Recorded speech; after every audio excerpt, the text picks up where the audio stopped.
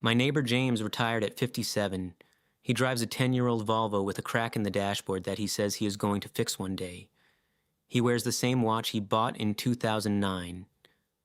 When I asked him once what the secret was, how he got out while most people we knew were still grinding, he did not mention the stock market. He did not mention real estate. He did not mention passive income or side hustles or any of the things I had been reading about for years. He said, "Arthur, I made one decision correctly when I was 26. And then I made it again every year for 30 years. And I never confused that decision with 100 other things people told me mattered." I asked him what the decision was. He looked at me for a moment. The way someone looks at you when they are deciding whether to give you the real answer or the polite one. Then he said, $825. I did not understand, so he walked me through it. And by the time he finished, I had that specific feeling you get when something rearranges the furniture in your head. When you realize the question you have been asking for years was slightly the wrong question.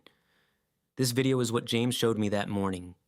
And if you rent or own or are trying to decide between the two right now, stay with me, because the number at the end of this is not what you are expecting. The rent versus buy debate has been running for decades and it never resolves. You know why? Because everyone is arguing about the wrong thing.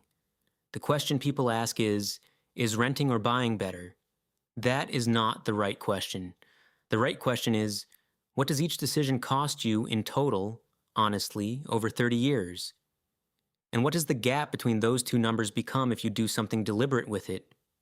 When you ask it that way, you stop debating and you start calculating. And the calculation produces a number that most people in this debate have never seen. James had seen it. That is why he retired at 57. Before I show you the math, and when I'm going to show you every line of it, I need you to understand one thing first. The story you have been told about renting and buying is not wrong. It is incomplete. And the part that is missing is worth more than most people earn in a decade. Here is the version you already know. Renting is throwing money away. Every month the payment leaves and nothing comes back. No equity, no ownership. At the end of 30 years of renting, you have nothing to show for the money you spent on housing. Buying is building something. Every mortgage payment chips away at what you owe. The home appreciates. At the end of 30 years, you own an asset worth potentially twice what you paid for it. That story is true, but it is only showing you one side of the spreadsheet. Before I go further, if you are new here, my name is Arthur. This channel is about one thing: why people make the financial decisions they make, and what happens when you finally understand the forces behind them. If that is the question you want answered, subscribe. It is free. Now let me show you what the other side of this decision actually looks like. Take a $350,000 home, 3 bedrooms, decent neighborhood. The kind of home a first-time buyer actually buys in a mid-size American city. 20% down is $70,000. The mortgage on the remaining $280,000 at 7% over 30 years is approximately $1,862 a month. That is the number the lender shows you. Here is the number they do not. Property taxes. The average effective rate across the U.S. is around 1.1% of the home's value annually. On a $350,000 home, that is $3,850 a year. $321 a month. Added directly on top of every mortgage payment. Homeowner's insurance. Around $1,500 to $2,000 a year. Call it $150 a month. Maintenance. The industry rule is 1% of the home's value annually. On this home, that is $3,500 a year. $292 a month held in reserve. Some years that reserve barely moves. A faucet, a coat of paint. Other years it empties in a single. Phone call. The roof the inspector said had a few years left and then did not. The HVAC that was aging but functional until the July it was not. Add those lines to the mortgage, and the real monthly cost of owning that home is approximately $2,625 a month, not $1,862, $2,625, and that is before HOA fees, $200 to $300 a month where they apply. Before closing costs, $7,000 to $17,000 out of pocket on day one before the first payment is made. The mortgage payment is the admission fee. The true cost of ownership is what you pay every single month once you are inside. You probably think you know what a home costs per month. Most buyers are off by nearly $800 every single month for 30 years. Let me show you why that gap changes everything. Now take the renter, same neighborhood, a comparable apartment, $1,800 a month in rent. The monthly gap between what renting costs and what owning truly costs is approximately $825. James wrote that number in his notebook on the steps that morning and circled it. Then he looked at me and asked, "Arthur, what do you think happens to that $825 in the average renter's life?" I thought about it. I said, "They probably spend most of it." He nodded slowly. That is the answer, and that is why the comparison usually ends in a draw.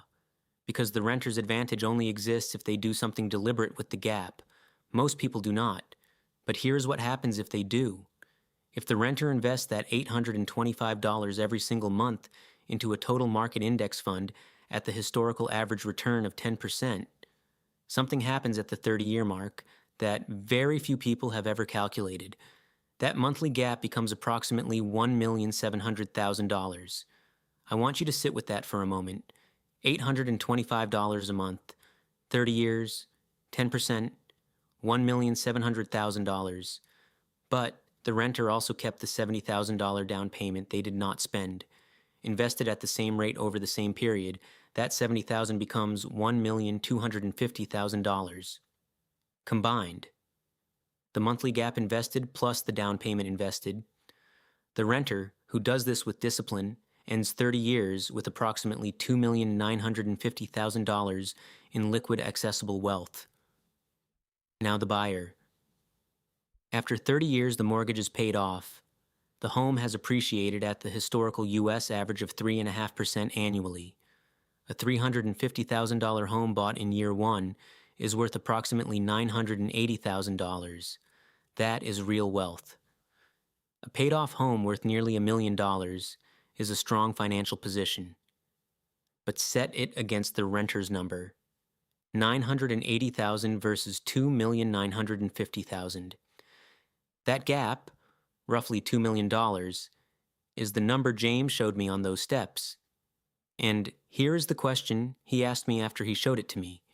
He said, "Arthur, if you knew this on the day you signed your first lease, what would you have done differently?" I did not answer straight away, because the honest answer was, I would have treated that $825 like it was the most important financial decision of my life, because it was. I just did not know it yet. I need to tell you something before I continue. When James explained this to me, I was not the renter in this story. I was the buyer. I had purchased an apartment 3 years earlier. I had done what everyone told me to do. I had built equity. I was on the property ladder. And when James walked me through the renter's math that morning, I realized I had never once calculated what the gap between my mortgage and an equivalent rent could have become if I had invested it from the beginning. I went home that afternoon and ran the numbers for the first time. The gap in my specific situation, my mortgage versus what I would have paid in rent, was approximately $600 a month. Not $825. $600 a month invested from the day I bought at 10% over. 30 years. That is approximately $1.3 million. I had never calculated that number. Not once. In 3 years of home ownership. I am not saying I made the wrong decision buying. The home has appreciated. The forced savings have been real. But I made that decision without ever seeing the full spreadsheet. And I am showing you this because I want you to see it before you decide, not after. Now let me show you the part of this calculation that changes depending on who you are. Before you send this video to your landlord as a resignation letter, we need to talk about the 2 assumptions buried in that calculation, because those assumptions are where the entire comparison lives or dies. The first assumption is that the renter actually invests the $825 every month for 30 years without touching it. James asked me to be honest with myself about this. He said, Arthur, if you did not buy, would you have invested the gap every month without fail for 30 years? I thought about it genuinely. The answer was probably not. And that answer changes everything. The money that does not go into a mortgage does not automatically become an investment. Research on actual investor behavior shows it consistently. It becomes a slightly more expensive version of the life already being lived. Better restaurants, a newer phone, the car upgrade that felt reasonable. 100 small decisions that each feel justified and together absorb the entire gap. Homeownership forces savings in a way that renting cannot replicate. Every mortgage payment is an automatic transfer of wealth into an asset. No decision required, no willpower required, every single month for 30 years. For the person who would spend the gap, and most people would, homeownership wins by default. The forced savings mechanism alone is worth more than the theoretical investment returns. The second assumption is stability. The 30-year comparison assumes time is smooth. Life is not smooth. The portfolio that looked untouchable in year 3 gets accessed in year 7. Emergencies happen. Careers change cities. The investment discipline that felt certain at 26 looks different at 34.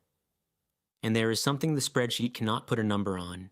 The fixed mortgage payment that does not rise with inflation or the preferences of a landlord, the security of knowing no one can ask you to leave, the freedom to build something in a space that is entirely yours.